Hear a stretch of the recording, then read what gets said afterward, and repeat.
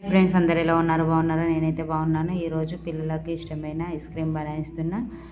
Mummy బనాయించు అని 3 రోజుల నుంచి ఎంబడి పడుతున్నాయి. ఎందుకంటే ఈరోజు వాటర్ మిలన్ ఐస్ క్రీమ్ బనాయిస్తున్నా. ఇలా బనాయి సింపుల్గా ఈజీగా ఇలా బనాయించానో చూడండి. చాలా మంచిగా వచ్చినుండే. వాటర్ మిలన్ చిన్న చిన్న ముక్కలుగా కట్ చేసుకొని మిక్సర్ వాటిలో పోసుకొని కొంచెం చక్కెర వేసుకొని మిక్సర్ పట్టుకున్నాను. అందులో గుజ్జు అయితే తీయలేదు నేను. కొంతమంది జాలి వేస్తారు కదా, నేనైతే జాలి అయితే వేయలేదు. ఎందుకంటే డైరెక్ట్ అందులోనే పోసేసిన. గుజ్జు తీసేసిన తర్వాత అందులో కొంచెం వాటర్ వెళ్తాయి కాబట్టి అందుకే నేను తీయలేదు. సింపుల్గా అది గుజ్జు అందులో వేసుకొని చక్కెర వేసుకొని ఐస్ క్రీమ్ దాంట్లో పోసేసుకున్నాను. ఒక రాత్రి 11 గంటలకు పెట్టి పొద్దున లేచి 8-9 వరకులా మస్తు ఐస్ క్రీమ్ తయారైన ఉండే. చూడండి 8 ఉన్నాయి. నింపేసి ఐస్ క్రీమ్ మూత పెట్టేసి ఫ్రిడ్జర్లో పెట్టుకున్నాను.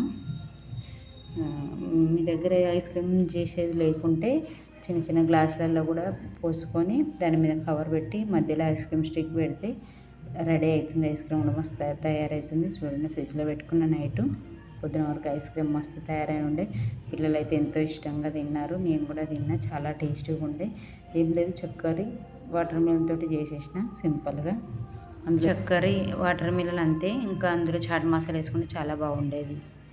Okay, thank you.